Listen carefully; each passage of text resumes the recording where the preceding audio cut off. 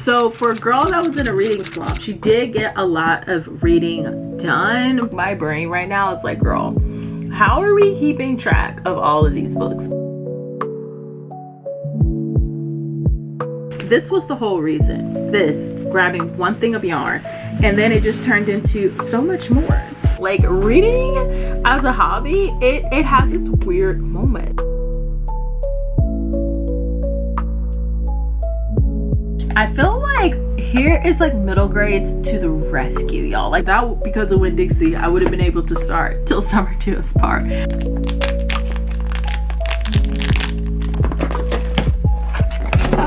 Seems like the title's very fitting. There's a lot of betting on people going on here. Like Kim Possible. I love her. At that point where I'm gonna need them to stop playing. Like, I am 4 years old and I want to read a picture book before I go to sleep. I literally just been falling in love with the edges on this book. Hi y'all, and welcome back to my channel. For those that are new, hi, hello, how are you? My name is Valisa and I'm so happy that you decided to stop by. If you enjoyed today's video, please do not hesitate to like and subscribe. I would love to have you back. And without further ado, let's just go ahead and jump into today's video. Okay y'all, so today's video is going to be another like mood reading video, y'all. So I have a tentative TBR at the moment, but it can definitely change throughout this video because I'm looking for something to like really capture my attention. I feel like I've been really struggling after reading Mistborn to find something that makes me want to pick it up every day. I feel like I haven't found something that I'm just really excited to see what happens next. And so this TBR may shift, but let's just go ahead and discuss what's in the TBR at the moment. And so the first book is going to be the Book of Doors, and so I have been reading this book on my Kindle, and this book is pretty much going to be about this girl who winds up inheriting this book called the Book of Doors, and it pretty much just allows you to travel anywhere. If you just open a door and you think about where you want to go, on the other side of it is going to be your destination where you want to go to. And so our girl was like, oh my gosh, like this is just such an amazing book, like amazing magical book, and she really didn't think too much about it until she stumbles across our leading guy, and he tells her like, no, like this book is entangled with like a book of other magical books, and like you have to be careful with using this because so many people like are after this book and you are in complete danger every time you use this book. And then there's also two other perspectives that are in this book as well. So we switch between our leading girl and our leading guy, and then we have like this woman who hires people to hunt down magical books for her, and then we have like this woman who's kind of like rogue and hunting books on her own. So we've been like switching between all four of those perspectives as it relates to the Book of Doors. And so yeah, I think I'm like 21% of the way through this book, and I feel like in the beginning I was like very interested to see kind of like where this book was going, as well as just like the writing felt a little bit different. But now that I'm hitting like this first quarter of the way through with this book, I am not the biggest fan of like how things are being written. I feel like it's very telling, and I feel like there's not as much of like this connection with these characters. So I feel like our leading girl and our leading guy, like it's kind of easier to connect with them, but this rogue woman that's out here, like she makes no sense. And also she's supposed to have like kind of more of like the darker side of like someone who wants these books. Like she's killed her parents, she's tortured her mother, like, and she's like killing people and she finds like pleasure in it. And so I'm not the biggest fan of her chapters, first of all, just for those reasons alone, but like also we're not getting a reason behind it. She keeps alluding to like something happened to her and this is why she is the way that she is. And I'm sure like at the end, hopefully like it will all connect together, but like her character in particular is just kind of like a disturbing, disjointed character that doesn't really mesh well together with what we've been given so far. And her storyline too kind of came in like the 15% mark, and I feel like at this point we should be getting introduced to new characters. That's just how I feel. I feel like you got until like the first like 10% of this book to introduce me to everyone who matters. And so how she came in as well was just a little bit like, hello, why are you here? Like, we've already started the party, like, what are you doing here? Type of situation with her. But I think this is like a debut as well for this author, so I think it's like a very bold choice with this whole very, like, not very complex, but it's a complex world that he's simplifying. And I feel like the simplicity that he's using for this world is also like taking the magicalism, is that a word, or like the uniqueness of this world away. Because I feel like a world where like these magical books exist, like where you have like a book of joy, a book of despair, a book of luck, a book of doors, a book of destruction, you know, all these like different type of books is so intriguing. And the fact that like you people contain them and they were all in this library at one point and now they're scattered across the world, and like people are being killed off so that someone can like gather it. Like, it's just, it sounds so intricate, but I feel like it's been like very simplified to us at the moment. And I don't know if that's just maybe because this is like a debut book for this author. I think this is this author's debut book. There was only like 2 other books listed, and it's just this one and one that comes after this one. So I'm trying to be as like forgiving as possible, just with like the writing style with this. But yeah, this is a book that I have been reading. It is potentially, it can be like a DNF, like I said, because of this introduction to this one character that makes no sense, and like it's kind of like disturbing if I'm gonna be honest. Like, I just don't want to read like books about like characters like that when there isn't really giving a motive. So we shall see also like how that one just develops. But something interesting has officially happened. Like I said, like our girl has officially ran into the leading guy, and he's made this proclamation of like, you're in danger. So I don't know, we shall see where it goes, because I feel like we have hit like a mini climax moment in this first quarter. So we shall see how it goes, and I'll let y'all know if I decide to DNF it or not, because I'm like this close on a reading slump, and so the only way I can keep myself from falling into one is by just DNFing books. So we shall see about that.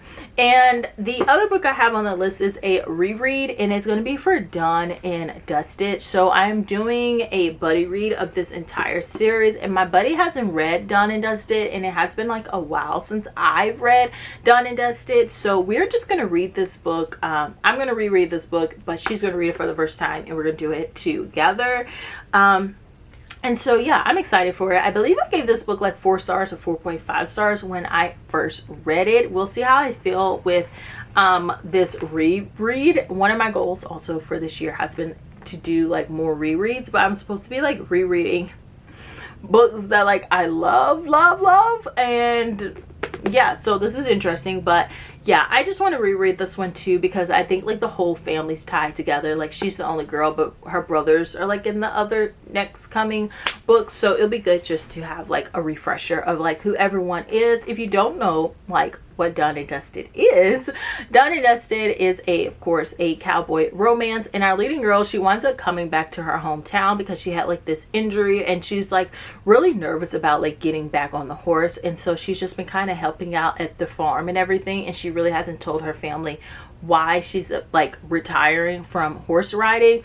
And then insert like our leading guy, he has been in like their hometown forever. He's never left it or anything like it. And so when she walks into his bar, he's kind of like, whoa, is like this my shot? Like, is this my chance? But like things are very complicated with him because he has a reputation of being like the bad boy, and like she is his best friend's little sister. So he's kind of like, whoa, I shouldn't like even go near that. But like also they wind up bonding, and him being able to kind of like help her overcome like the fear that came about with riding horses and everything. So I remember this book being like a slow burn for sure, but like also really sweet. I like the two of them, and I like the way that their relationship developed. So we shall see if I still love this book. But this is potentially on the TBR. I don't know when we plan on starting this, but it should be getting started in this reading vlog.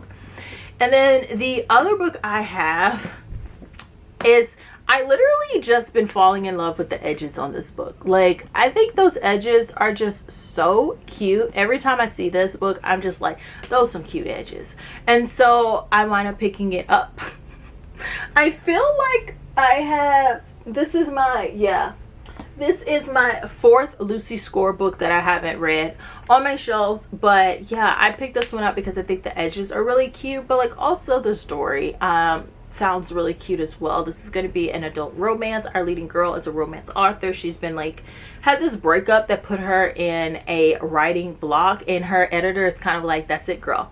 If you don't write, we done. Like, and so our girl like spontaneously decides to like buy this little house out in like rural Pennsylvania just to help her like get her writing going again. And when she gets there, it turns out like the place isn't as advertised. It's not as cute and homey as advertisement claims it to be. And so our girl winds up having to get a contractor to help her. Insert our leading guy. He is definitely giving grump, and he was just like, oh my gosh, I do not want to like really work with her, but like our family needs this in order to stay in business. And so the two of course wind up like bonding together, and like our girl is like able to really get back out of her writing block and start living in her own romance. And like somehow she's the one that's gonna kind of help save like this little rural town. And so yeah, that's all I know. That's all I got.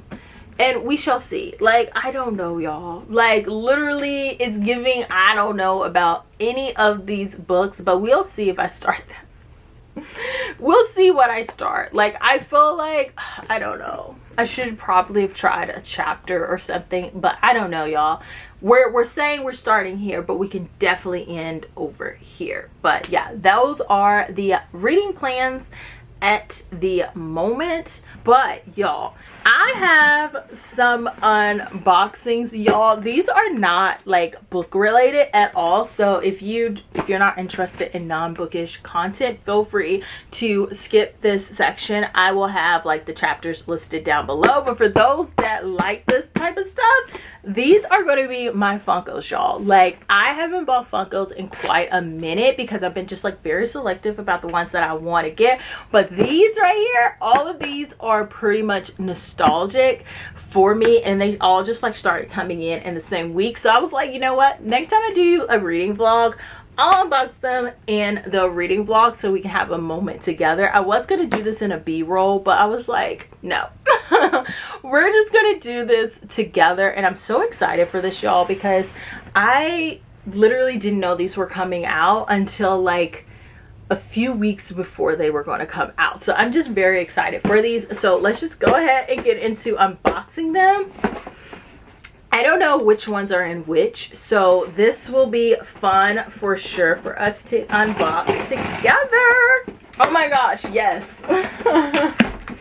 Don't know which one this is, but I know which collection. Okay, there it is. Oh, I'm so excited. So the first one is gonna be the Roxanne from the Goofy movie, and that is like the whole collection right there. Literally, y'all, growing up, the Goofy movie was like literally one of my favorite movies. Like, I would watch it all the time. I just loved it so much. So when I saw they had them in like Funko Pops, oh my gosh, yes please. It is their 30th anniversary and everything, and so I'm just so excited. Roxanne looks so cute. Look at her. I definitely take my Funko Pops out of their box. She's so cute, and she has like a little stand as well. Oh my gosh. And I did get like the whole collection, and I think the whole collection is somewhere in here, one of these boxes. So we will you'll definitely be able to see the whole collection. I'm just gonna put her right here for the time being. Oh my gosh, look at the little box. It's literally Max and Roxanne. Like, oh, I don't know. I just love this so much, and it's so cute. So let's go to our second one. This one, I don't know, maybe this is still a part of the collection too. Okay, so this one is actually in its box. So they ship them all the time, like different ways. It just depends on, I guess, like who's doing what. So like this one came in a box. Doesn't even say. Oh, okay, it does say. Oh yes, this is a different one, but literally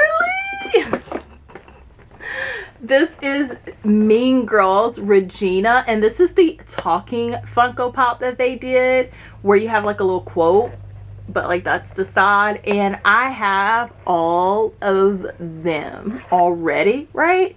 Yeah, I already have all of them. So they released another Mean Girls one. So they have done the original Mean Girls, but I wasn't collecting Funko Pops when they released those, so I don't have them, unfortunately. So I've just been playing like catch up on like the new releases that they do of it, but I really would have loved to have gotten them like this. So I'm hoping they'll do more of the Mean Girls with like quotes, and so I can get like the other girls with their quotes. Like I have Regina with her famous quote, and I hope to get like Gretchen saying "that's so fetch," you know, aside hers, and kind of like get them that way. But let's get her out of here so you can see her better. And there it is, and you can see her little text bubble that says "stop trying to make fetch happen." It's not gonna happen. And so there she is, so detailed and so cute. And so like I said, this is part of a new collection that they're doing, where they're doing like iconic lines and stuff. So they also have like a Star Wars one with Luke and Darth Vader, where he's like, "I am your father," and Luke is screaming no. So cute, literally so cute. The flip phone and everything. Darling, she's just gonna go right. Oh, don't fall. On to our next one here. So we should be getting back into Goofy territory. Okay, yeah, they put, no, this is another collection. Okay, they put like 3 in here. So this cartoon show, y'all, like I was a cartoon girly. Okay, I was a Cartoon Network girly growing up, and this is one of my favorite shows that I watch, and it's so much foolishness, but I absolutely love it. And it is the Ed, Ed, and Eddie. So this is Ed with the double D. And so I have him, and then we have Eddie. They are so funny looking. But I just love the show so much growing up. And you see what I'm talking about? Like some of them, they'll keep them in their box. And this is, let me see. And this is Ed. How cute. I'll take them out of their box as well so y'all can see them.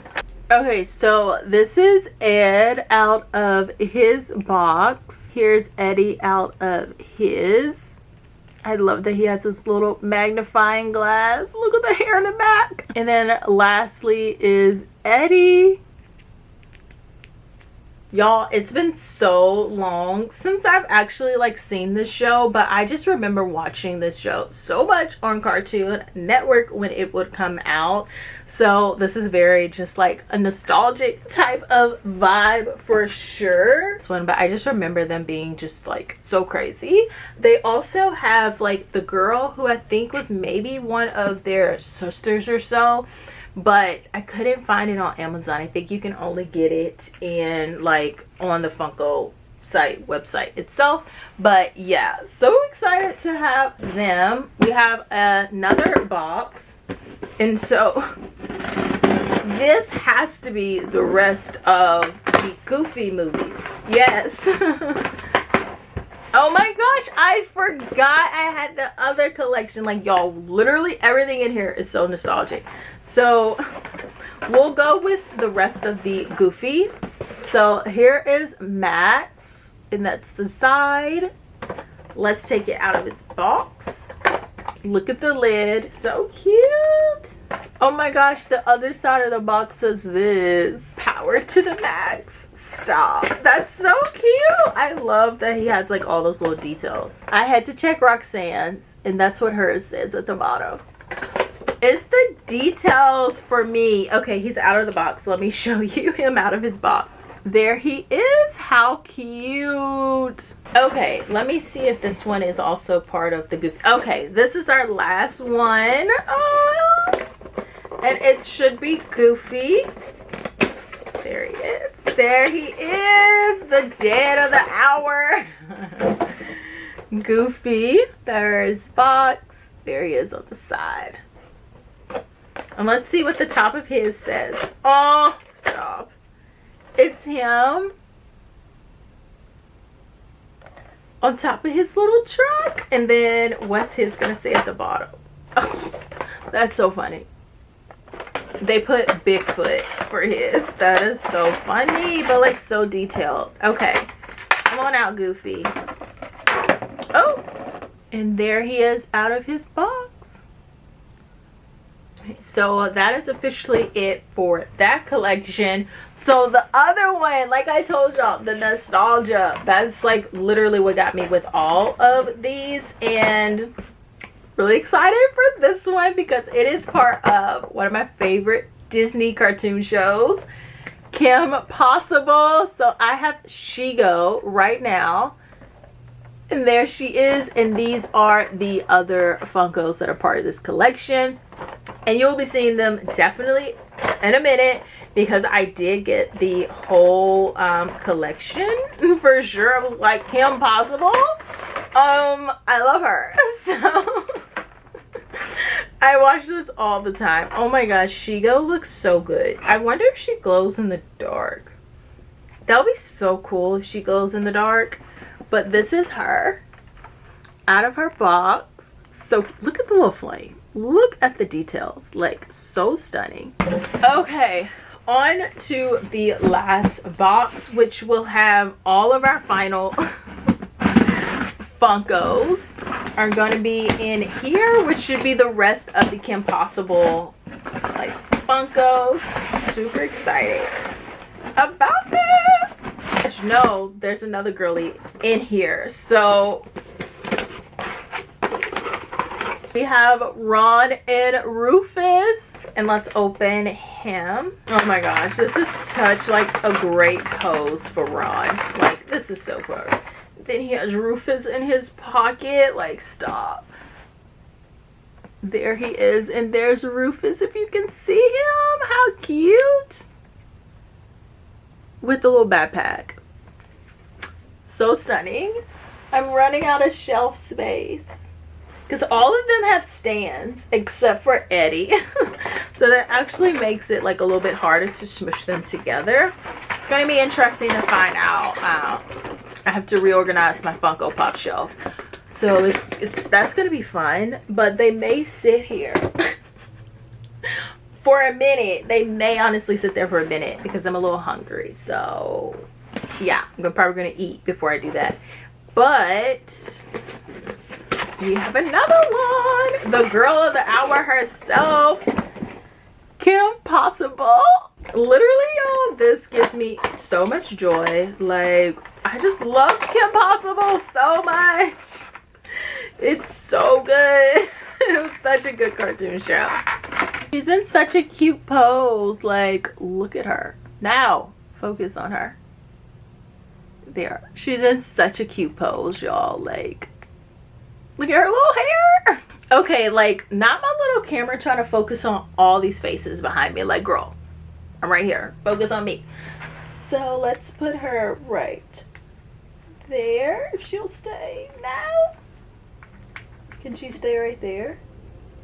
Okay, she'll stay right there. Yeah, that's actually really fitting for her though. Like, for her pose. Actually, it matches her. Okay, and then yes, this should be the last one. Ah, yes. You're probably like, wait, there was only 3 on the back, but there was a surprise Amazon exclusive one. It's Kim as a cheerleader.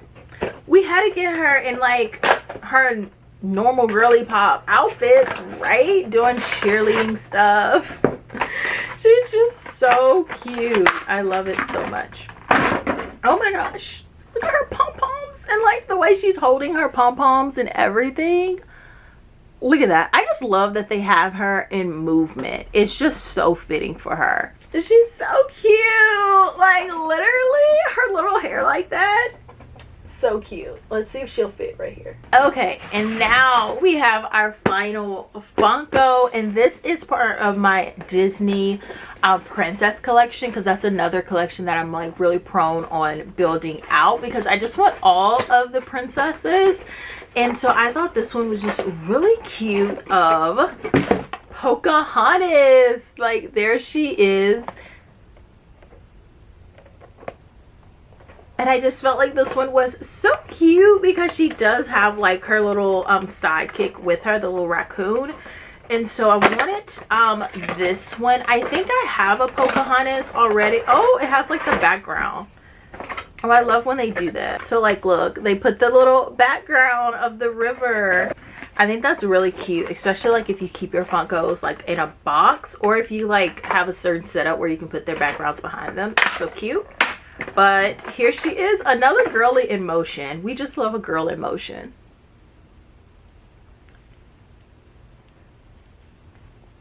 How stunning! But yeah, y'all, so those are all of the Funkos I ordered, and all the ones that came in. This is just nostalgia, like point blank period. Some of my favorite cartoon shows growing up, one of my favorite like little movies and everything. And then we just have another Disney princess to add to the group.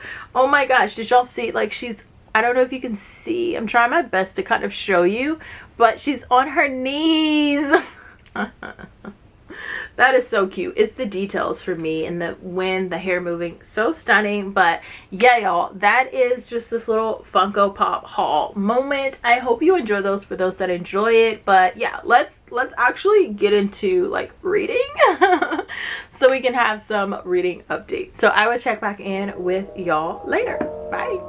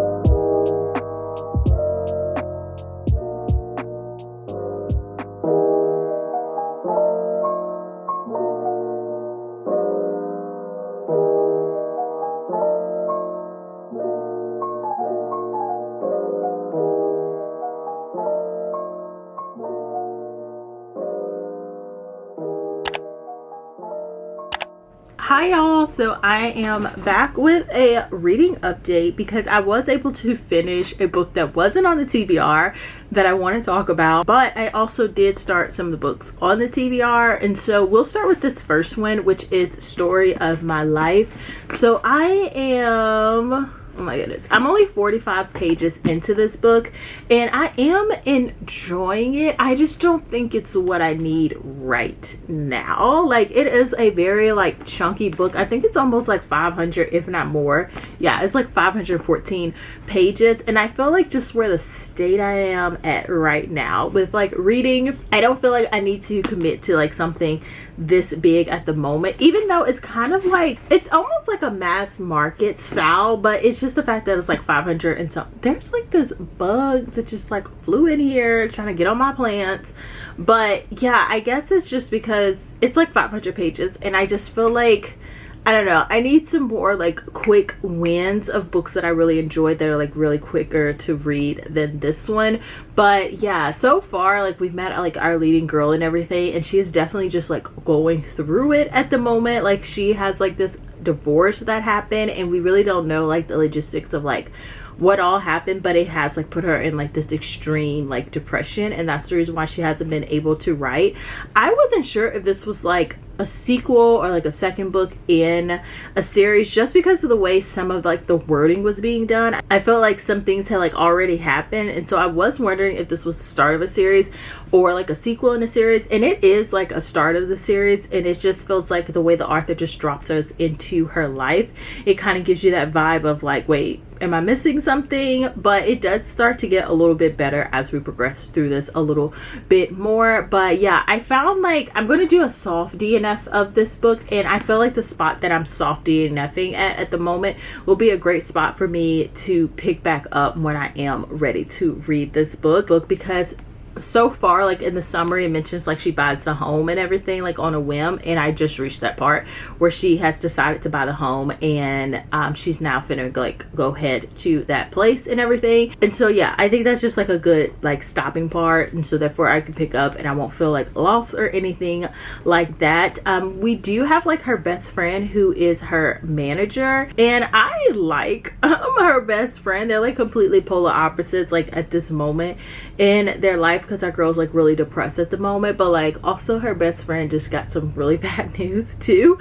So she's kind of like just down and out on her luck as well, and I think it's very cute that they're both like going to go to this place together, because the summary kind of makes it seem like our girl is like doing all of this like by herself, but like her best friend is coming with her, which gives me like a hint that like the sequel will like feature like her best friend in this new series that she started up. But yeah, our girl, she's just very much so been going through a hard time in this book, but she is like funny as well.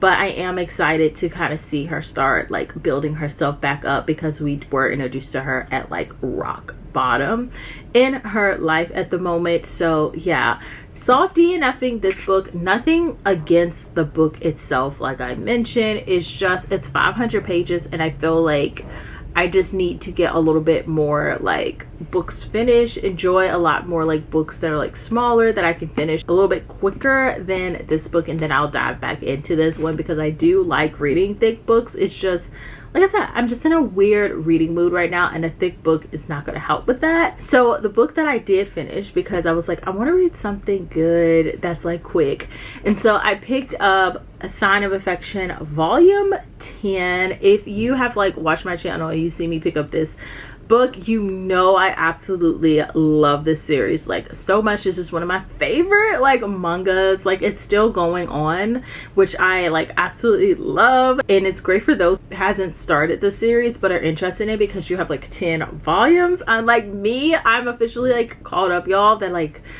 the next volume I read will have to be the next one released, and the struggle is like, y'all, it's different, because I know the girlies, they be upset when they finish reading like a book like a book like this, and they be like, oh my gosh, I can't believe we have to wait a year. But imagine that with like mangas. They're like only this small, y'all. Like, it is so hard to take your time reading a manga. So it's kind of like once it comes out, you eat it up quick, and then it's just until next time, like, it really be like that. But for those that do not know what A Sign of Affection is about, it's about like this college romance, and our leading girl, she is deaf, and she winds up running into our leading guy, and he's like very much so like a diverse cultured person, because he's always like traveling around and everything, and he loves to learn different languages. So when he runs into her and he kind of like helps her with something, he asks her if like she'll teach him sign language, and ultimately they wind up falling for each other and everything. And we just been following their love journey, and this volume is the official marker of like, okay, it's time to do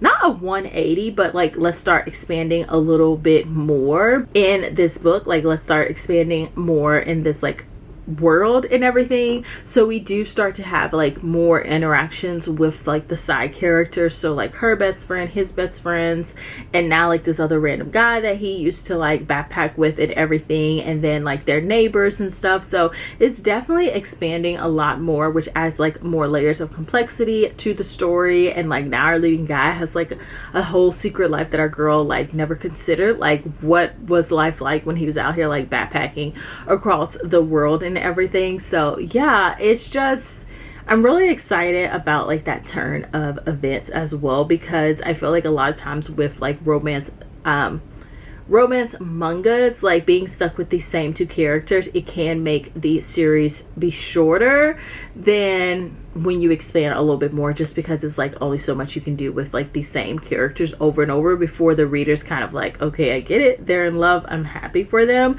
But this way you add in like complexities of drama that isn't just like their relationship. Like, they're not just like having awkward moments or like having an argument or something, or a challenge that they need to sort out between the both of them.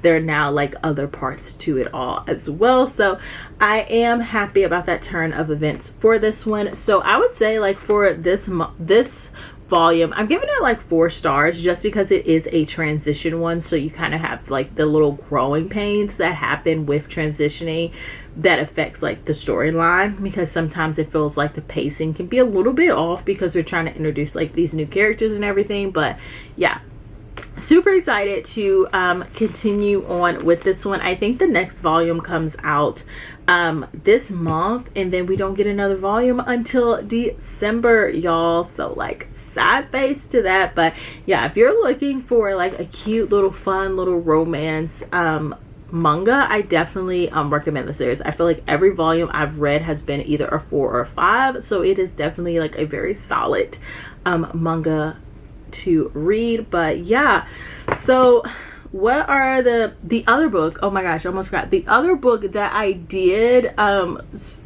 like, y'all, I read like a handful of pages on, but it will stay on the TBR for this video, and that is the Book of Doors.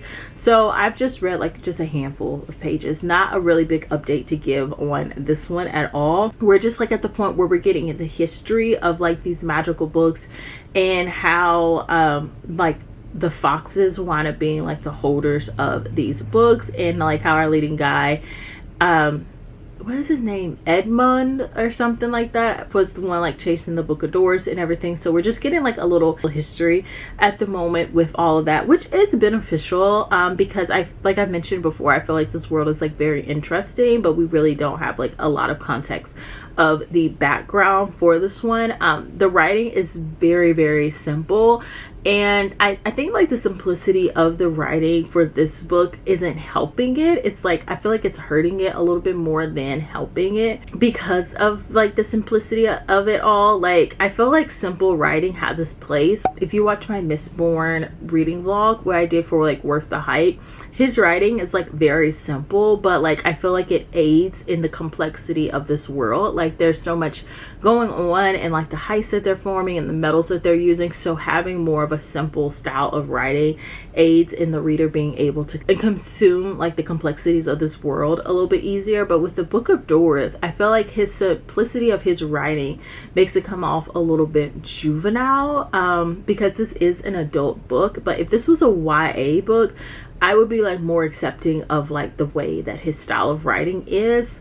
But like for an adult book, I feel like it's just a little too simple in like the way that he's writing. Like, it's really hard for me to like explain just like how this writing just feels like a little bit off. It seems like it's getting a little bit better, but like that simplicity is still there. But I will keep reading this one on Word as well, just because like why not? Like I don't really like hate it or anything like that.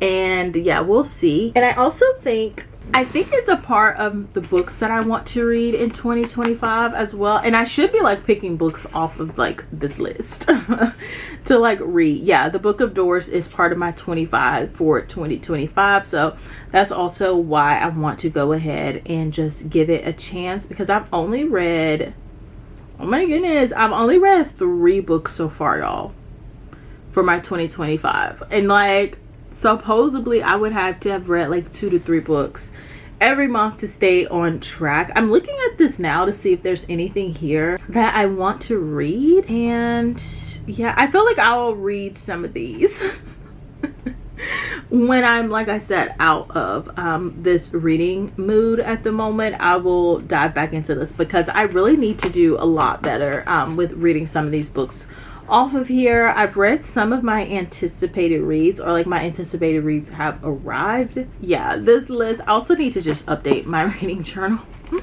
She is falling behind, but yeah, nothing on there I want to read at the moment, which is why I picked up Because of Winn-Dixie. I feel like moments like this call for middle grades, when I can't commit to something like too big, but like also I want something a little bit longer than a manga or a graphic novel, because I feel like if I start like going through the books very quickly, then like, I don't know, when I tell you it's a weird reading mood I'm in a weird reading mood. So I'm going to read Because of Winn-Dixie. I haven't read this book since my children's lit class in like college, so I am excited to just like reread this one, because I think it's like a huge like classic. Elementary, I believe, is like children's classic, and so it's going to be pretty much about like our leading girl. She's like 10 years old, and her dad moved to Opal, Florida, and she winds up going to the grocery store and leaves with this dog, and she names them Winn-Dixie. And because of it, it ignites like her dad wanting to tell her more about her mother, like 10 things about her mother, one thing for each year that she's been alive.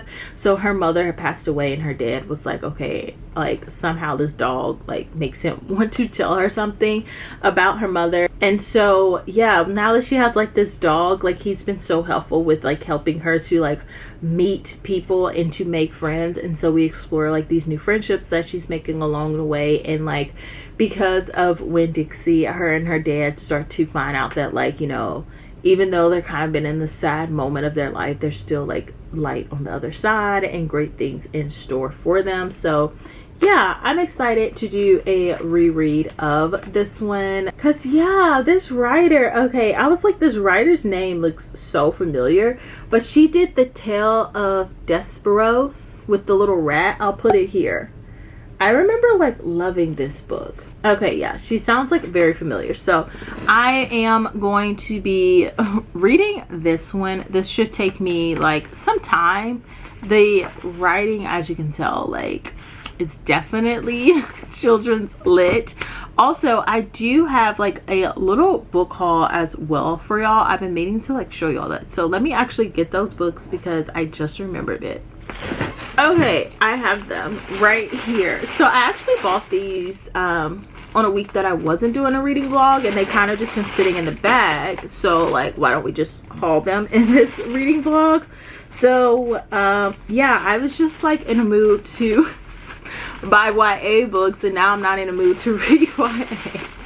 It's such a great time to be over here. It's such a great time. So the first book I got was the Kiss Now, Lie Later. Literally, I just love the edges of this, and it has like really great reviews as well. But it takes place in like a small town and everything, and they're like really big on like their football and their rivalries and everything. I think it's like a secret romance because like our girl is like for one town, and our leading guy, he is like the head football player of his team, and like he's up against like her brother and like the legacy and everything. And so there's like a lot of strife between the two towns, but I think our leading girl winds up like falling for him. But like it's also like a betrayal to your town to like even like or even think nicely of someone in the other town. So I picked up this one. The other book I got is going to be Betting on You. This is the author that did Better Than the Movies, and I did a reading vlog on Better Than the Movies book as well, and I really enjoyed that one. So I did want to pick up another book by this author. Again, just the stunning sprayed edges. So I don't think this one is even a part of that series, but yeah, I think this is kind of like this whole like enemies to friends to lovers type of situation, and I think they have like this bet that like girls and guys can't just be friends, but like our guy, he starts like catching feelings for our leading girl, and then like there's also like another bet dealing with her that he has as well. So it seems like the title's very fitting. There's a lot of betting on people going on here, but yeah, I just really enjoyed Better Than the Movie, so I did want to pick up another book by this author. I think she just does a really great job with YA and YA romances. And then I picked up another book, another YA, and this one is Playing Hard. And so it's like falling in love isn't always a slam dunk. That's just such a cute like catchline, I think is what it's called. But yeah, in this one, our leading girl like cannot stand them, and they wind up having like this heated debate in class, and they makes like our leading guy like want to like prove to her like not all ballers are like the same and everything, and he wants to like change her like viewpoint on them, because yeah, it's like a whole thing. And I read like the first chapter of this in the bookstore. I read the first chapter of all of these books in the bookstore, so I really should be able to give you a little bit more than what I gave you. But I read the first chapter of this one and I really enjoyed it a lot. Like our girl, she really hates them. But like I also feel like just a depiction of just like high school as well, like in that first chapter, it just felt very realistic to me as well. So that's why I was excited. So I am excited to pick this one up. I just feel like these are taking place while school is happening, and now that summer is here, it just, I don't know, it just feels weird to be reading about people in school when it's summer. But like I can easily like change my mind about that in the next 2 weeks. But yeah, I have that one. And then the whole reason why I was even there was for Audrey and Bash Are Just Friends. So this is a book by Tia Williams. She's the one that did this book right here. I never read this book. It just never really caught my attention. I feel like how it was being presented was just never presented in a way that made me want to like pick that book up. But like apparently the characters from this book,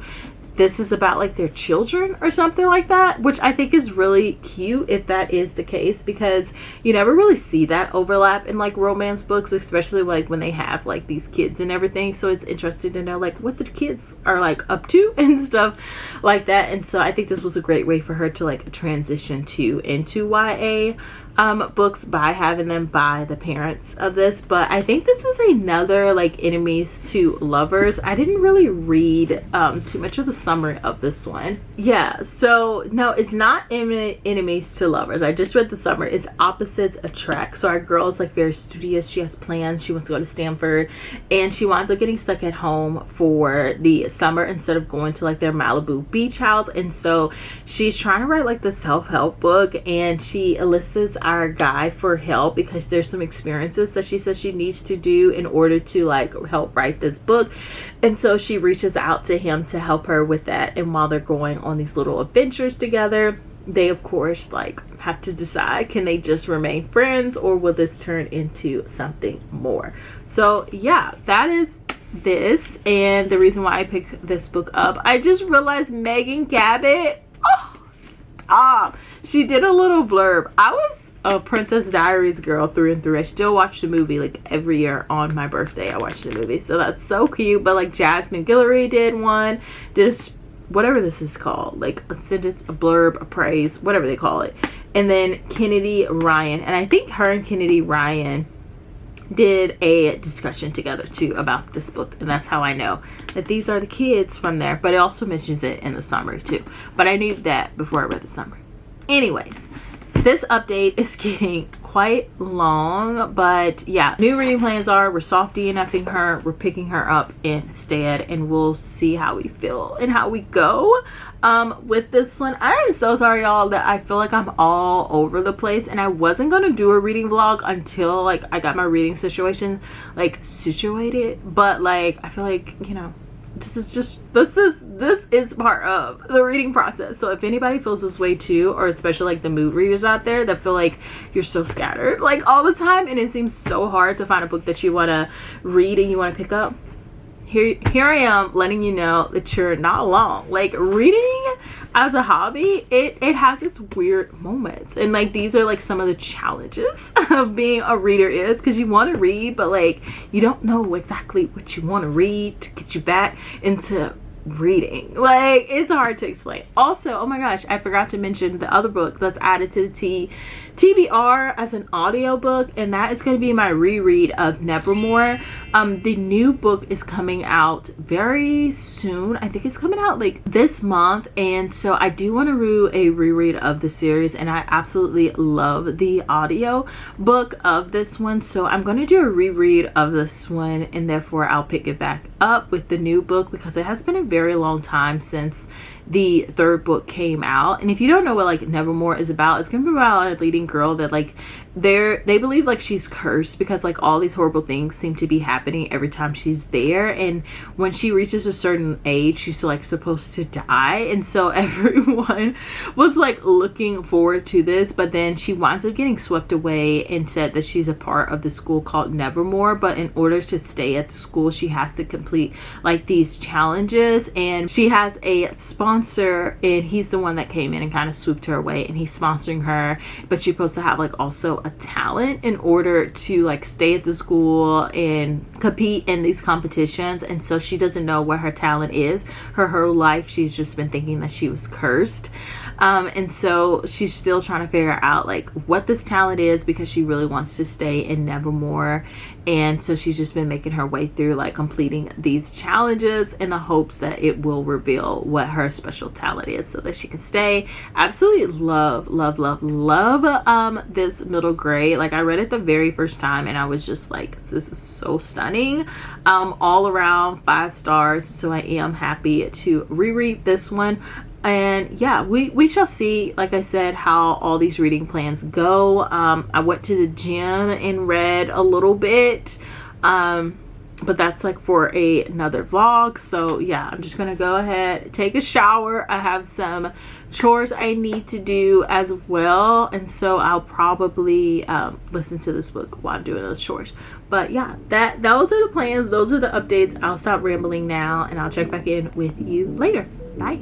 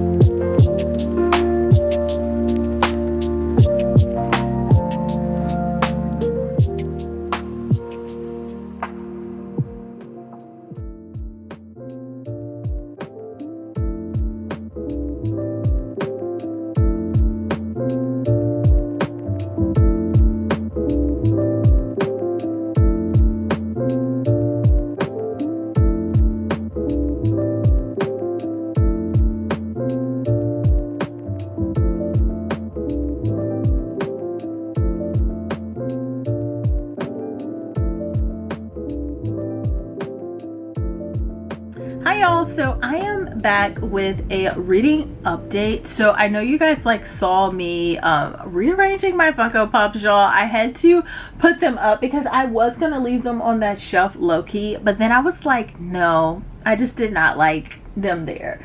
I prefer, if I have to put them on my shelves, to do like I did with my mangas in my Abbott Elementary, just have like a small set together. But yeah, I just wanted to hop on here and let you guys know that I am officially like 50% of the way through with Because of Winn-Dixie. The book is like in the other room.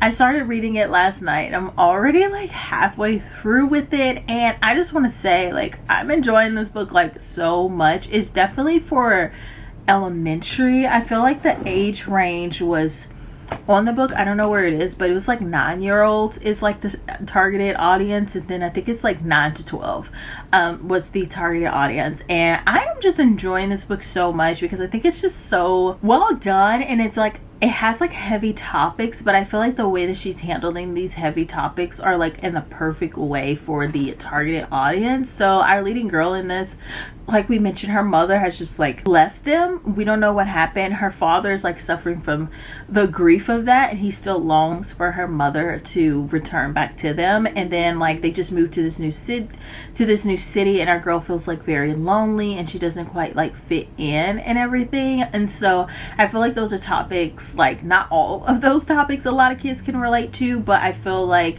the loss of someone close, no longer being there with you, and like feeling lonely or moving into a new city and it's being hard to make friends, or a new school.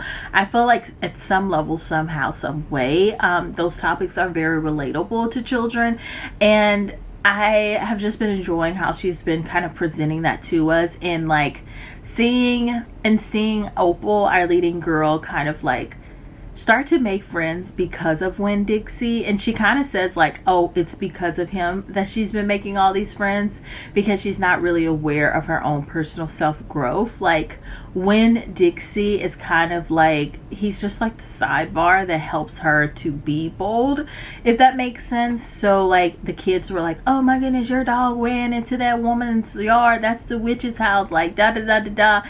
And she was like, well, I gotta cross over there and get my dog, like that's it, like that is my dog. And so he encourages her to be brave, and so she winds up like going into like that woman's yard to go get Winn-Dixie, and like overcoming like this fear in a sense of a way. And in return, she winds up making friends with this lady, because she didn't allow like her fear to stop her from reaching out. And then she stayed like very open to like hearing the lady talk to her and everything, and telling her story to that lady about like how lonely she was and stuff. So it was really nice moments like that. And so we're watching her make friends here and there through Winn-Dixie, like when she's at the library and Winn-Dixie is like in the window and it scares the librarian. That opened up like a conversation, and she asked like a lot of questions and everything. And so you can really see how like, yeah, it's because of Winn-Dixie, but like also it's because of you too, Opal. And another thing that I really notice now that I'm doing like a reread of this is how her friendships are starting out. Which is very interesting, like the ages of her friends. So she doesn't, like, her peers haven't been very welcoming to her, but once she's like willing to make friends, now that she has Winn-Dixie, she winds up making friends with like the elderly and like those that are very much so younger than her. And I just found that like very interesting, because like it's just a little bit more simple with them, while with her peers it's like more, a little bit difficult for her to get her footing on them. And like her encounter with her peers was like they were following her on her bike and like talking trash about her while she was like riding her bike type of thing. But yeah, that's just something I noted, was just like those two groups were like the main groups that she was able to kind of find a friendship in. And we do get like pieces of her father, who she calls the preacher when she's just like talking to the reader, but she calls daddy when she is like in the book talking and everything. And I feel like his story is so like, it's very heartbreaking. he tells her like the 10 things about her mother, and it's very lighthearted until he gets to like the last 2 about her, and then you can just kind of sense like the heartbreak in there. And yeah, if anyone wanted to do like a deep dive on a different character, or like, you know how like those authors, they write a book about a character from a popular story and but tells it through their perspective and kind of do like a fanfic in a type of way. I think the dad would be a great character from a popular book to like do a story about and give like a background story to, because he's just very complex like as a character. Like he's the single dad who's like this preacher, and then they live like in this trailer park, and then he gets up and leave their old town, but people keep saying like he's still waiting for her, like her mom, to return.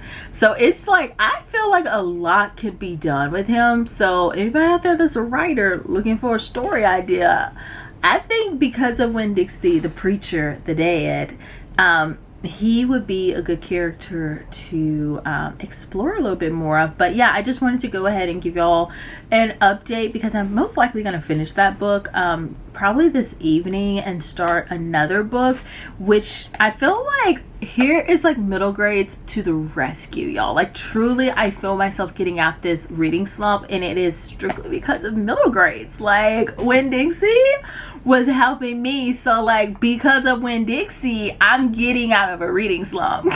That can be said. And so the other book that like I want to pick up, because like I said, I'm slowly getting out this reading slump, so I don't really want to jump into anything like too heavy at the moment. We're still like focusing on little books that we can complete.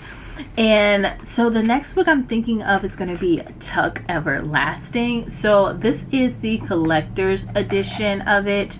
So yeah, it has like pictures or so in here as well, but the Tuck Everlasting is pretty much going to be about our leading girl who discovers this spring on her property, and the moment when she was about to drink from it, this guy comes out and tells her like, do not drink from that water because it's like magical, and for whoever drinks of this spring, you will remain that age forever. And so he introduces her to his family, and the Tucks all drank from that water, and they have been just watching like life goes by. And so Wendy starts to wonder if like she wants to join them on this like immortal everlasting journey that they have been on.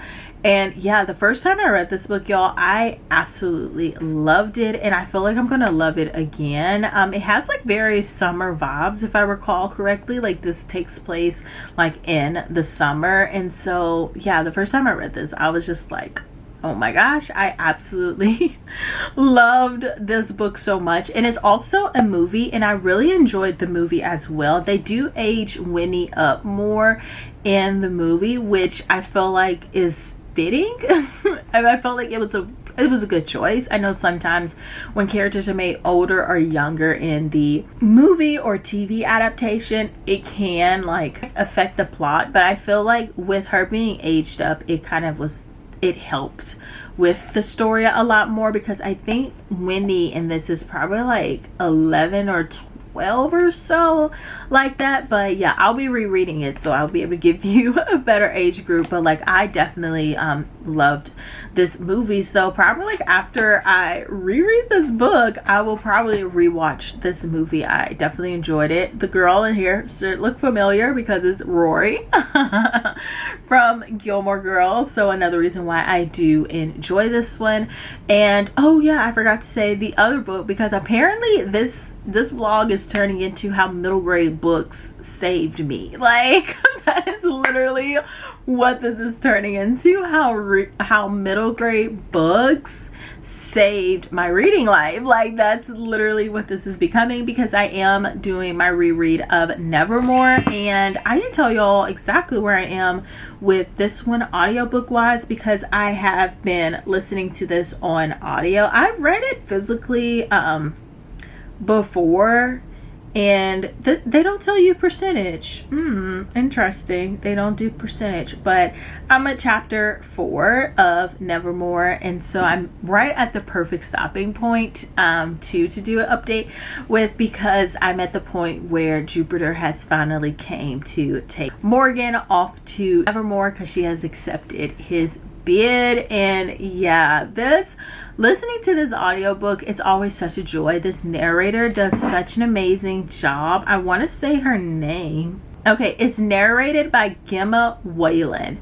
I like to give narrators like their shout outs and everything because they can make or break a book. They can make or break a book, and she makes this book. Like, it is so stunning and so well done, and all of the voices for all of these characters she just does such an amazing job of. And so yeah, if I had to recommend like a book on audio for middle grade, I would definitely like recommend this book. It's just so much fun listening to her like read this book. And I'm looking at my phone because I'm trying to see if this is my first, oh my gosh, this is my third reread. Yes, so stunning. This is my third reread of Nevermore, so really excited about that. But yeah, it is just done so well. Like, I feel like the pacing is really well done. We have gotten to know Morgan. We've gotten to know like how horrible her family are, and it's done in like a very like middle grade way, because like as an adult you're just like,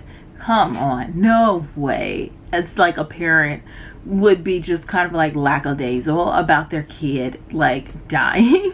So she is like 10 and she's turning 11, and they died when they turned 11 apparently, is what like the curse was for Morgan. But like things are clearly turning out to not be that case now that Jupiter has arrived. And this is just such my favorite part in it, because I love when we enter into Nevermore and we get to see it for the first time in Morgan's eyes, and we get to see the silliness which is Jupiter, and how he is this lighthearted character when it comes down to a lot of things in life, but he does take things like very serious, the things that matter. And so yeah, it's just, this is such a great book. Nevermore is such like an enchanting magical world that she's about to enter into. So I'm very excited for this, and to go back and like meet these like characters all over again who are in part of this. So she has like a lot of like different little magical characters that she meets in here. There's this huge cat, which I think is on like the cover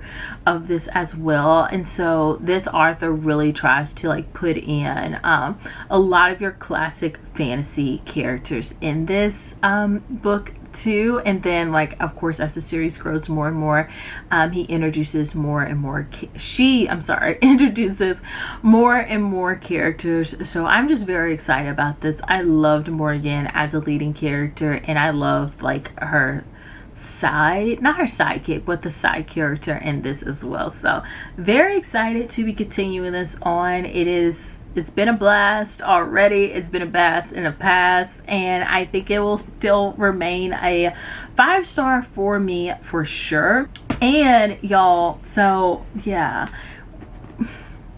while I was folding my clothes the other day, I started this show and with an E, and yeah, I've heard like such great things about like the show, and I know that it wasn't renewed for another season, but I know the people who love this show, they love this show. And I was like, yeah, it's based off of the book, right? Like Anne of Green Gables. And that's what I have on my shelf, because I was like, I feel like I have this book, because I was getting it confused with the TV show that used to come on WKNO, which is Pippi Longstocking. So I was like, no, Anne of Green Gables is surely her own thing. And I feel like I used to watch a TV show. If I can find the TV show, I will put it up here, the one that I used to watch. And so I was excited to check out Anne. And yeah, so far I'm not even done with like the first book, because I wound up like having to stop midway of watching that episode, but of the first episode, but I'm already like intrigued. And then I have the book. This is the 100th anniversary. How old is this book? Like, what? How old is this? Wow, it was published in 1908. Wow. So wow. But anyways, this may find its way on the TBR just because I'm enjoying like the show so much, and I think I want to like read this book. So I have this book because of my children's lit class. I think I mentioned that before, that I took in undergrad. That's also why I love middle grade, y'all. Like, I took a children's lit class because I've always loved like children's books, even like in picture form, to middle grade and YA. That's why I feel like I've never outgrown those genres very much, and I really do enjoy talking about like children's books and stuff. But like children's books, they're so wonderful. I feel like they can be such an aid, that's the word I want to say, to a child in their journey of just like growing up, and it can be a mirror for them. It can be like something for them to achieve. It can be something to give them comfort. I feel like that's what books were for me and still are for me. But I feel like especially like at that age where it's very easy to feel like your differences or like the things that make you uniquely you are like a deterrent from people like accepting you, because I feel like at that age is very much so you want to be like everyone else. And so if you're not really being seen like in your circles or like through life, you can find that connection in a book. So that's what I love about a book. But yeah, that's the only reading updates that I have. I'm probably just gonna, I don't want to say I'm gonna let her sit, but she's probably gonna sit, and if I do get to it, it'll be probably more towards like the end of this reading vlog, if I'm able to like pick her back up, and that is the Book of Doors, because I do need to finish her because she is on my 25 and 25 list. So I do want to finish reading her. But yeah, like I said, we're just trying to ease our way into this. So I'm going to finish reading Because of Winn-Dixie and then start Tuck Everlasting and probably Anne of Green Gables, because this is getting me back into like serious reading. And when I say serious reading, I just mean like it's a longer book. I feel like we just said about Because of Winn-Dixie, a lot is going on in a very simple child book that I feel like is great. It's beneficial. But yes, that is the reading update at the moment, and I will check back in with y'all later. Bye.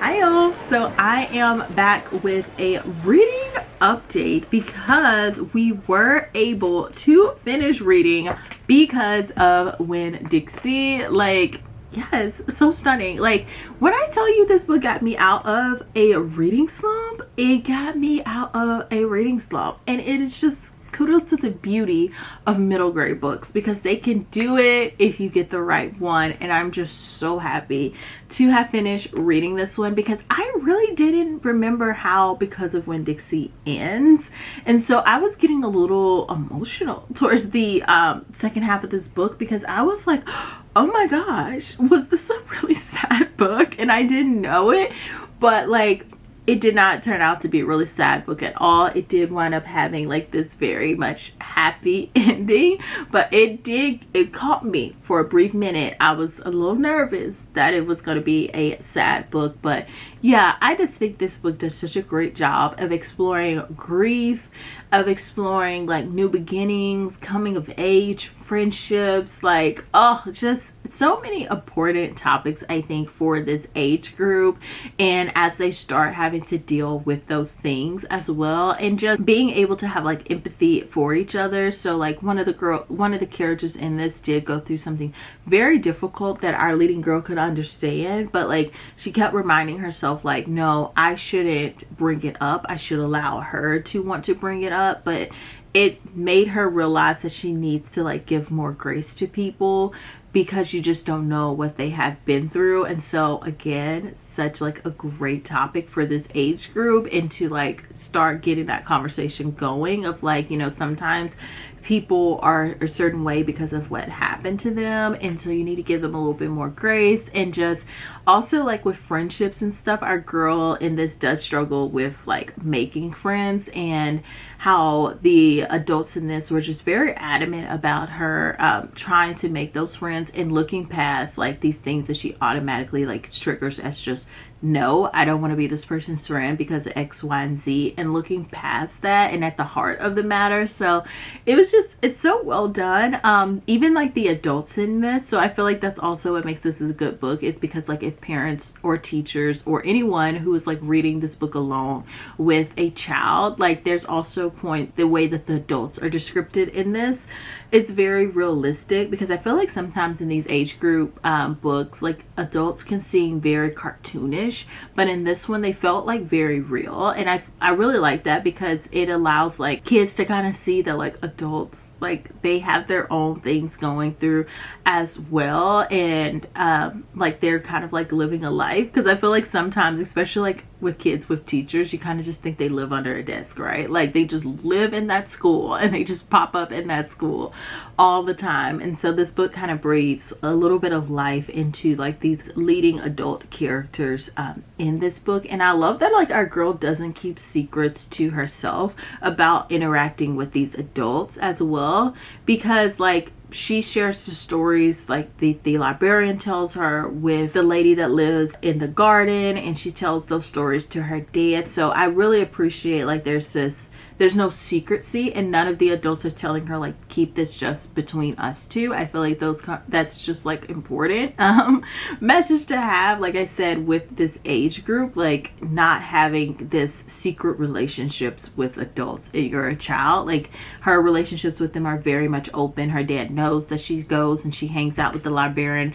Her dad knows that she goes to that lady's house and they read a book together. He knows that she works at the pet shop with Otis, and she goes early there. So it's just like this open form of communication that she has with him. And even when like Otis shares something that was kind of like really concerning with her, she immediately like went and told an adult. Like even though it wasn't like her dad wasn't the first one she told, she did go to adult that she was comfortable with and brought that concern to that adult as well. So I feel like it's just those little inklings in there that I really appreciate it, because when this target age group is this age group, like they're still very impressionable, especially like in book form as well. And so this encouragement of like, okay, she's always like sharing these informations with like these adults and talking about the things that make her uncomfortable and not just keeping them to herself. And so yeah, I just really like this.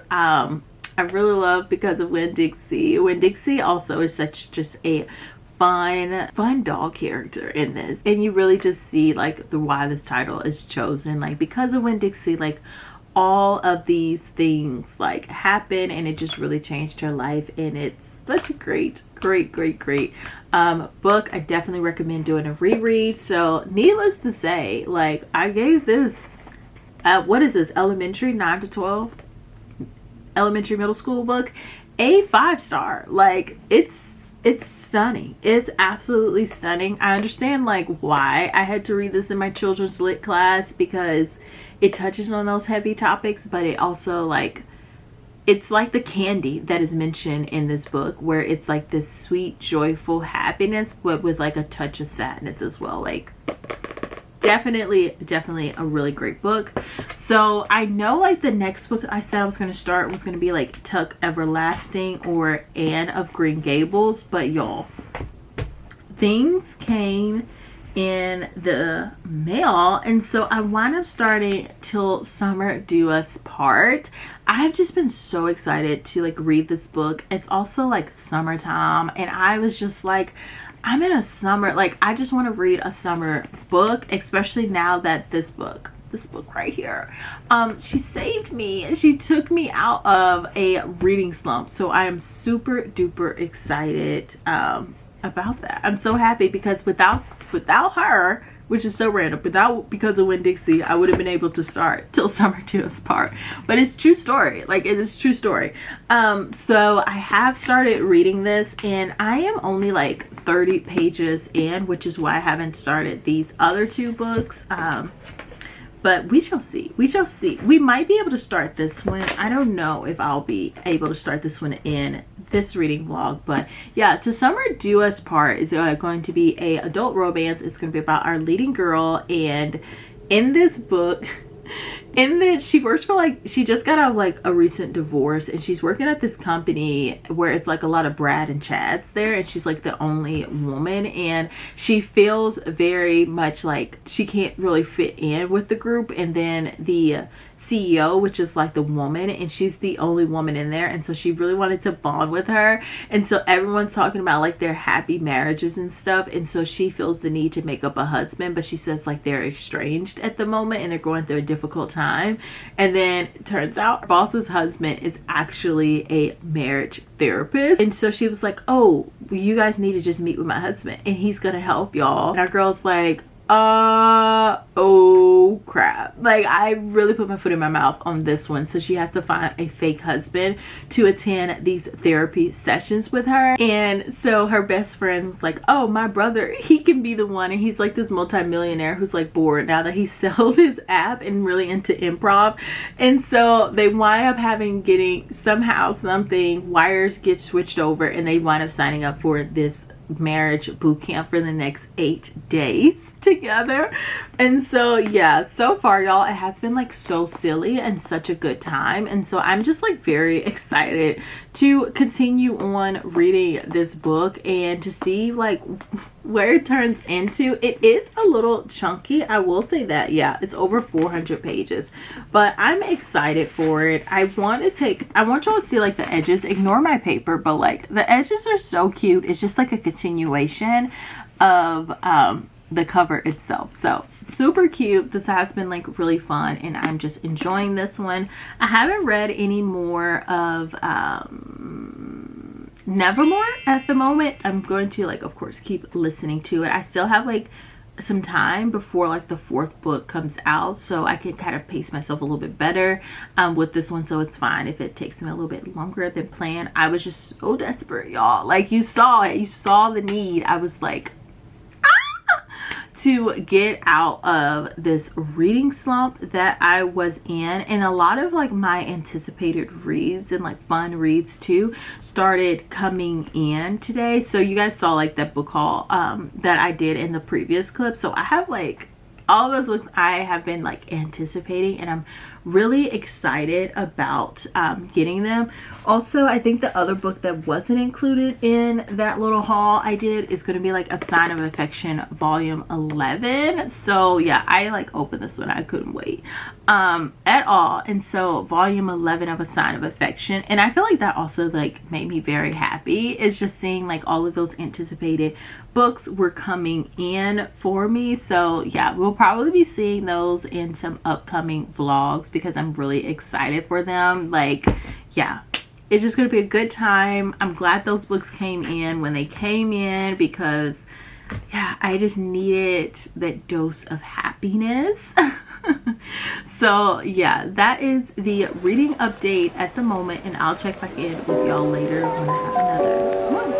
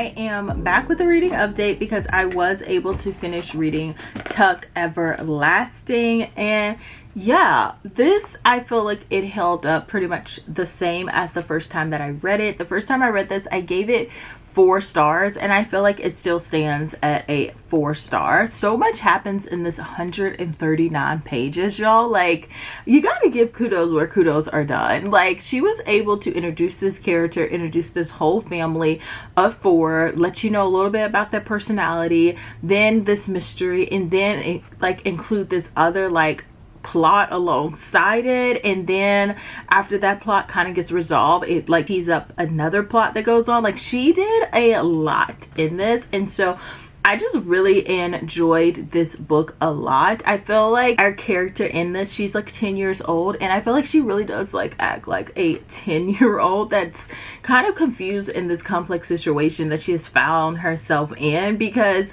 she just stumbles across like one of the Tucks drinking from this water, and she's like, no, I really want to drink from this water, and it just like explodes into this whole entire thing. And then you have like conversations about just kind of like greed and everything, because some people want to like sell this water to people, but like only certain type of people. So it's just, yeah, it's this whole thing, and it of course like explores like the cycle of like just life and everything, and how like the Tucks feel as someone who does like live forever. So they're just stuck like consistently having to just watch everyone else go through this circle in life and them not being able to. And so I feel like a lot of like conversations could be had about this book, because I think it's like targeted audience. I thought it said on the back of this book, yeah, 10 and up. It's like for 10-year-olds and up, because they're leading girls like 10. And I feel like a lot of like conversations could be had like about it and everything. I like the ending of this book. I know some people aren't like big fans of the end of this, but I feel like it wraps everything up very nicely. I like how she does like this bookend type of situation, like how she started in the beginning of the book is also like the same place where she ends. Winnie's story, it's like how she started and like how she ends, she's still like in the same place, but like who she is like as a character is very much so different. And so I did like that bookend type of ending. And then she also includes like an epilogue, which is told through like the Tuck's perspective of everything, and you kind of see like how much time has passed away since this encounter with Winnie and everything. So yeah, I mean, a short, quick little summer book if you like reading. What genre is this? Just like children books, I guess is what this is called. This isn't quite middle grade, but if you just want like a children's book for the summer, or you're looking for kind of like a classic children's book for like your child, or like a child you know or whatever, I would suggest Tuck Everlasting. Like, it is definitely a thought-provoking like story, especially for like a 10-year-old, like living forever, what that entails to be able to like live forever. So I feel like also one thing about this book, and I feel like that's probably why I didn't give it like an extra half star or like an extra star, is because of the parent-child relationship. I think I mentioned this before, y'all, like probably in some previous clips, if not a previous vlog, but like I'm very like aware of like parent-child relationships being depicted in children's stories. I just feel like that's very important, because that's an immediate connection that a child could have with whatever character it is that they're a child and they have a parent. And so I like when those relationships are more presented in a realistic way, and not so much in a way that like all of these adults in this child's life are just like not horrible, but just don't understand them at all, and they have no safe haven in any adult that is close by to them. I don't really like that, and that sometimes kind of comes off in this book. Like, she's kind of annoyed with her mother, she's ignored with her grandmother, like she's just constantly annoyed with all of them. Even her father, she's like annoyed with him. So it's like all of the adults in her life, she's just like annoyed with all of them. And so like I said, I'm just not the biggest fan of that. I wish she would have not been annoyed with like someone, at least in the beginning, but I felt like it gets a little bit better as the story progresses on, but I did just want to note that because that is just something that I pay attention to in children and middle grade books. It's just like how that interaction is between them, because like I mentioned, I feel like because of Winn-Dixie, I really like that depiction of like her relationship with her father and these adults that she considered like their safe haven and stuff, and how like she was very open and communicative to all of them about it as well. Even if she didn't like agree with them, like she still was like had that relationship. So that is something that I do look forward to. But yeah, this is a 4-star for me at the moment. The other book I have been able to do some reading on, because y'all, I am doing like another reading vlog like alongside this, so I have been in the midst of like multiple books a lot, y'all. Like my brain right now is like, girl, how are we keeping track of all of these books? But like somehow, some way, we are in fact doing that. So the other book I've been reading is Till Summer Do Us Part, and this book is just so silly. Like I just don't know what is gonna happen and then on the next page, like, or anything like that, y'all. Like I am constantly just like, okay, what's happening? Like what is about to happen in this next like moment here, because they have officially arrived like at the like marriage boot camp. And so I feel like, first of all, like I feel like that happens so quickly, but like it makes sense too, like that all of this is happening very quickly, because it makes you like, I guess it just helps with the vibes of this. But yeah, we are officially like at this camp, and it might not have happened that quickly, y'all. Like I'm 142 pages in, and we've just finished like day 1, but maybe it just feels like it's happening so fast because it's so funny, which means like this is doing what it needs to do. But yeah, these people are just some weirdos. Like all of these people here, especially like her boss and her boss's husband, like they are just such quirky people. And I love that our leading girl and our leading guy are both kind of like bonding on the fact that they're like, this is kind of weird, but their perception of it is very different from each other. Like our leading guy, he's like, he is like, oh wow, this is weird, but like very commendable that like all these people are here to fight for their marriage like this, even in this weird setting like this. Like they're just really like, we want to make sure this marriage works. And our leading girl is just kind of like, no, this is just plain old fashioned weird, and anybody who goes here is weird too. So it's definitely a lot of like grump and sunshine between the both of them, except for like our leading guy is the sunshine. Like he's always thinking of like the more positive side of everything, and his character is just so like fun and out there, especially because he's like still in this improv mind, and he's like just bouncing things off, and he just likes to see like how our girl responds to random things that he says. So that's just been like a lot of fun as well. And like our leading girl in this, she is divorced and she's like 29, so she just feels like very horrible about like that whole situation and everything. So she is a little jaded when it comes down to just like marriage in general. And our leading guy, he's starting to like pick up a little bit on that, because he was like, she's kind of like very upset sometimes about being around happily married people, and he was just like, for him, he just finds that like so sweet. Like he's just like, oh, that's so nice, like these people are happily married like this. And our girls are like a little jaded about it, and so he's starting to now like get curious about like deeper levels of her, and not so much just like, this is just going to be fun, because their social circle, like it's constantly happening around them. So like his best friend's girlfriend is her best friend, and then she's best friends with his brother. So it's honestly interesting that they've never crossed paths before, but apparently like she's only been in the city for like 5 months, so like maybe that's why. He is like, his brother hasn't had a birthday party for her to be invited to meet him. But yeah, I have just been enjoying this. It's such like a silly, goofy time with this one, and I'm just interested to see like how it goes, because right now it's just been a lot of silliness, but we can start to feel like they're going to get to know each other on more of like a deeper level. Like this next day they actually have like an assignment, and we do not know like what the assignment is. So yeah, it has just been a fun time. Megan Quinn also does like illustrations in this book. I think I might have mentioned that in a previous clip, but let me see if I can find one of the illustrations that isn't like a spoiler like this. So she does illustrations,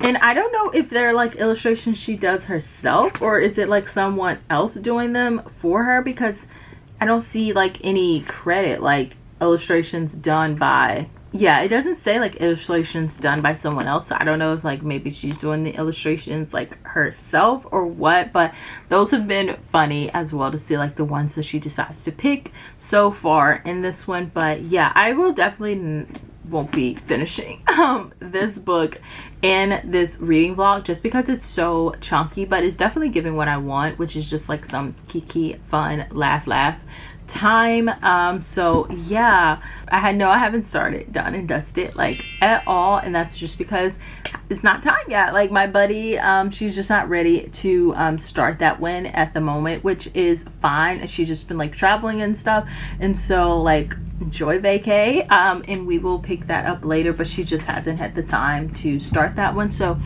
that's not gonna be featured in this vlog. I don't have an update with Nevermore at the moment, but I need to update my reading journal, and so I think I'm going to just read a little bit more of Nevermore, and then I will check back in with y'all with a final reading update and to close out this vlog. I have no clue how many days are in this vlog because like I said, I just been ping-ponging like back and forth between some vlogs at the moment, but I should be wrapping up the other one very soon, so I won't have to do that anymore and my brain can stop ping-ponging, because like I feel like I'm reading so many different genres too. But yeah, that is the update. I think I'm just going to also table Anne of Green Gables. I'm going to put her on my reading cart once I get my reading cart back in my room, because I think this would still be like a fun read to read over the summer. So I do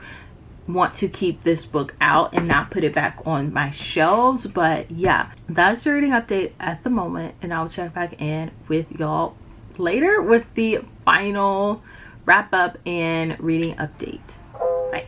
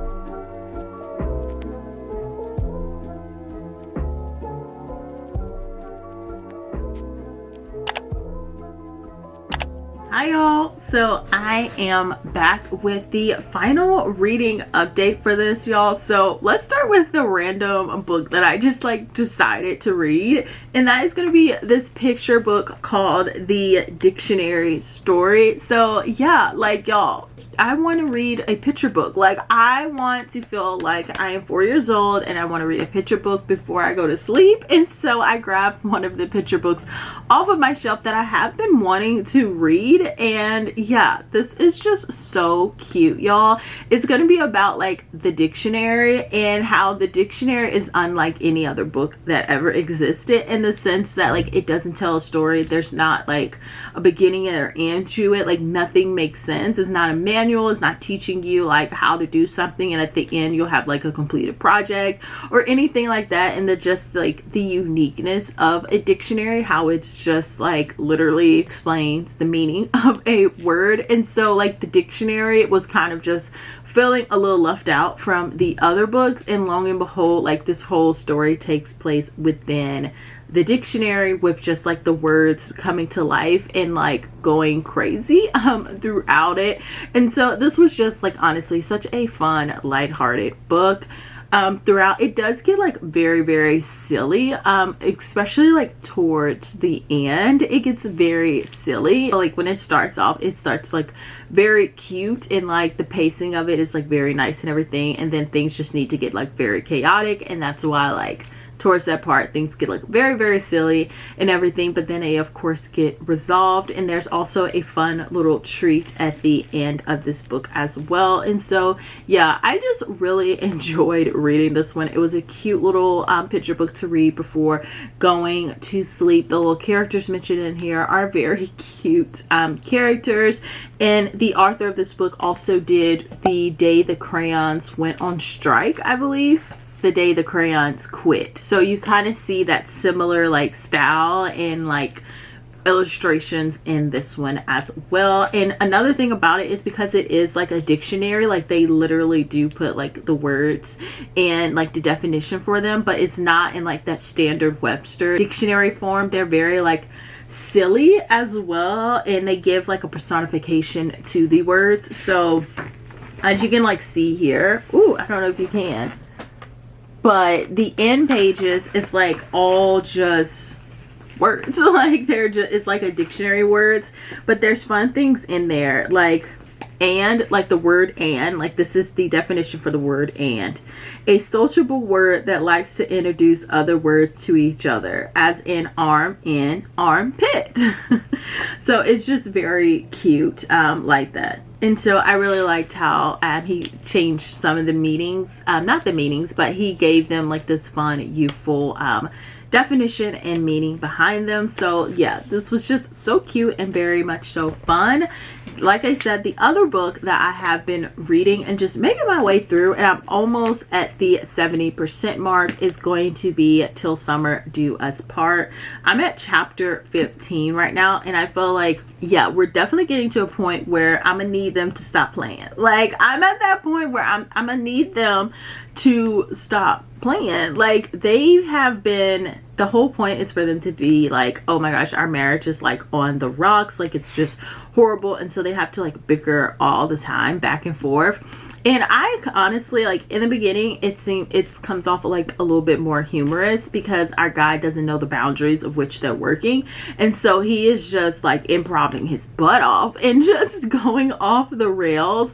But now it's like we've reached that point where it's becoming old. Like, it's becoming old, like how outlandish like their back and forths are getting, and like how it's becoming like also a little bit unrealistic with how people are allowing them to do this. And like, I don't know, like it's becoming overplayed at this point with them in this huge back and forth and the way that they fight. Like, it just goes to 100 like all the time so quickly.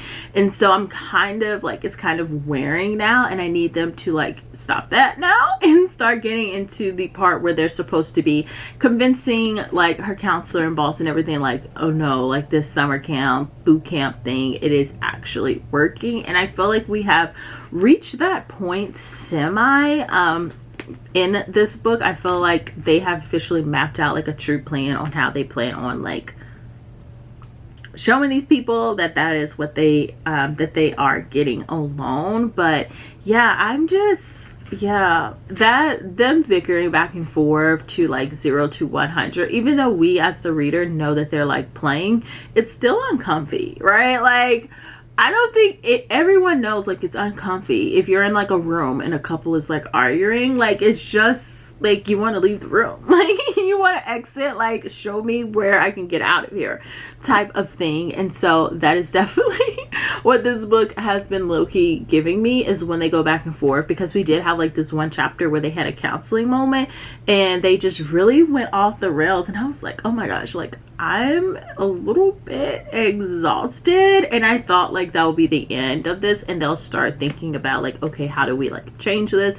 But like I said, I feel like they're almost at this point. But like 200 pages of like bickering, I don't care if it's fake bickering or not, it can be a little exhausting. But our guy also had like this huge revelation about like our girl and everything, why she's kind of like more bothered by this than he realized that she was, just like the whole camp and just like the things that she says when they are going back and forth. So that has started to happen as well in this. And so yeah, we shall just see where this goes from here. But yeah, I'm at the halfway point. This is such like a chunky book, and it's really funny, y'all, because the first chunky book that I was reading, which was like this Lucy score book, I literally put down because I was like, it's 400 pages and I just don't feel like I can make it. And here we are ending this vlog with me saying like, I'm almost halfway through a 400-page book.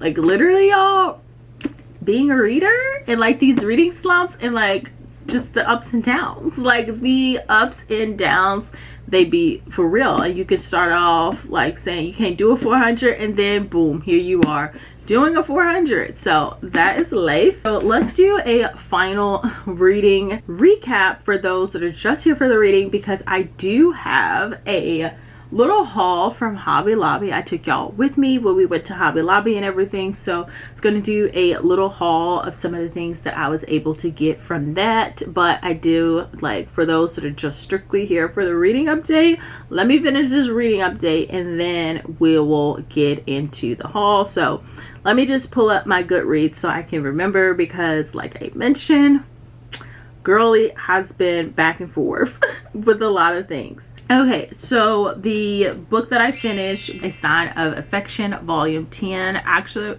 absolutely love this book. Like, it's just everything. Like, this series have been just so sweet and so well done, and the pacing is so nice, and I've just really been enjoying it.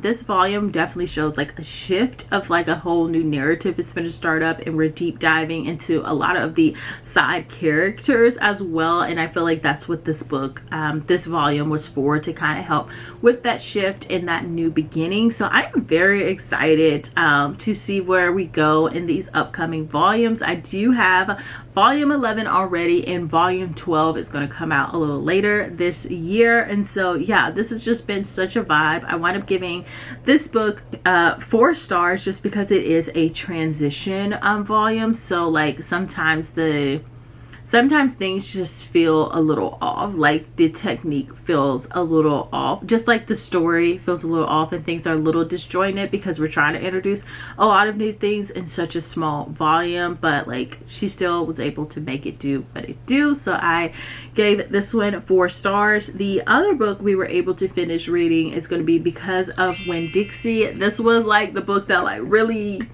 got me out of like a reading slump. I thought it was just gonna like take me out, y'all. I was really struggling with this, and like middle grade books are my comfort like books. I feel like they just really bring me out of whatever mood that I'm in, which is like weird that I don't read them as often as like I should, but I just really enjoy middle grades, and I really enjoy Because of Winn-Dixie. I definitely understand why this story is a classic story, because it speaks on a lot of like heavy topics but makes them like age appropriate, and just yeah, and like also you get to know like the adults and like how they're struggling a little bit as well. And I feel like that was just a nice touch to have like these adults actually be people in a books, and not so much like these just like random characters or these characters that just don't understand like kids. And I really like that representation, because it allows like kids to understand like, you know, adults have life happen to them as well. So it was just really nice being able to see this one, and yeah, I just really enjoyed this one, and I definitely understand why it is like part of like a children's classic. And I wound up giving this one 5 stars. And then I did a reread of Tuck Everlasting. This book is just like really perfect for the summer. Both of those books, honestly, Because of Winn-Dixie and Tuck Everlasting, they are really great children books for the summer. They both have like a southern feel to them. It's just like in a different type of way. It's just Tuck Everlasting is more of like the 1800s type of vibe, or like early 1900s. I'm really not the best with it comes down to that. I just know they had horses and wagons. So I know it can be like the 80s or the 70s. Like that is like me. But when it comes down with like times and stuff. But yeah, I really liked Tuck Everlasting with this one. And this book, like I said, this book is like what I mean when I talk about like the parents in this book kind of seem like they just don't understand kids, and they're just like props in a book to kind of like be an obstacle that the kids have to like, that the kid has to get around. And so you kind of see that, like what I was talking about that I really liked about Because of Winn-Dixie, you see like the difference in Tuck Everlasting, because like the parents and the adults in this one, they don't really, they're just there type of thing. And so yeah, but overall I really just did enjoy this book. I feel like so much happens in such a short span of time. Like we get to know who our leading girl is, and then we immediately get to see her interact with the Tucks, and they tell her like all of their stories and like what happened to them, and then like another whole thing happens. So it's just a lot of things happen in such a short amount of time in this book. And I do think for like a 10-year-old, she was represented pretty well. I think her name is Winnie, and she was represented like pretty well in the circumstances that she was put in. But yeah, I wound up giving this one 4 stars. And like I mentioned, I did start this other Lucy Score book. I can't think of the name. I have it right here. There it is. It was on the floor. Story of My Life. Like I said, I started this one. It is like funny and everything, and I think I would definitely be up for it probably like a week or so to continue on with this one. But yeah, so far this has been off to a good start. This is my first like Lucy Score book, and this is like the first book of a new series that she's working on. And so yeah, apparently I don't know why I just like dived in with this book as my first Lucy Score, but like the edges were just so pretty, and I just didn't want it to sit on my shelf as like a pretty book. I did want to give it like a little try out and see how it feels, and so far it's definitely like very funny. And I don't know, like that's how Lucy Score usually writes, if her characters and her books have a lot of humor in them as well as like a lot of depth, because our girl is going through it. Like she bought that random house for a for real reason. And so yeah, I will probably pick this one up a little bit later on. And then, as I mentioned, I read the dictionary story, and then we had Till Summer Do Us Part. So for a girl that was in a reading slump, she did get a lot of reading done. But yeah, that's how I power through a reading slump, is if the book is in booking, I just throw it off. Like, next book, next book, next book, until we find something that like catches my attention, because like I love to read and I don't want a book to take me out. So that is why I just keep persevering. But yeah, that is the reading update. So for those that stayed for the Hobby Lobby haul, let's get into the Hobby Lobby haul. So I originally came, y'all, to pick up green yarn. I realized I didn't have a color for middle grade, and I didn't want to just group my middle grade in with like the adult genres and be like, oh, it's just like a fantasy middle grade or like a contemporary middle grade. So I want all my middle grades to just be in green. So green will be for middle grade books, children books, and picture books. They will be green. I don't know, green just seems very fun. I was going to do yellow, y'all, but like, I don't know, I just decided to go with green. Like I mentioned in the past before, when I do a reading blanket for next year, is definitely going to be better colors than what I was working with now. I just kind of like grabbed the yarn that I already had at home and just kind of worked with that. So this was the whole reason, grabbing one thing of yarn, and then it just turned into so much more. So I also picked up like 2 more things of pink, just because like I just read apparently a lot of romance, and so I picked up 2 more of those. I also picked up some stickers. So I have just really been enjoying like letter stickers, and so I picked up these as well. And so they really didn't have a lot of fonts of like this size, because I want to use like this size lettering in my life journal, just because it's, I don't know, I just want like bigger letters when I'm putting things in there. So I just picked up these, and it comes with like 4 sheets, and I think it's just like 2 capital sheets and then like 2 with the lowercase ones. So pick that up. I love these stars, so anytime I go and I can get these stars, I always pick up these stars. They're just a really great way to just add like little accents onto a spread. We have more letters, and so I see these all the time, like these magazine letters all the time. And so this one's 2 sheets. You get like 1 with capital letters, and then on the back it's going to be the lowercase letters. And so I see these all the time when people add them to like spreads and everything. And so I'm just going to try this out. I know they have like a booklet form of this as well on like TikTok and stuff, but when I saw these, I was just like, let me just try out the sticker form of these, and so see how I like them. And I went ahead and just got the last 2 that they had in case I really like it. Then I'll be like, okay, you have another one. And then, like I said, I love the letters. Like I wanted more letter stickers, and so I picked up these, and this is going to be like the ones with the full accents. So I have like regular ones, and then as you can see, it has like full accents on some of these they do not. But yeah, I just want more letter stickers. Yeah, my handwriting, sometimes I love it, sometimes I don't, and so I could use stickers when I don't.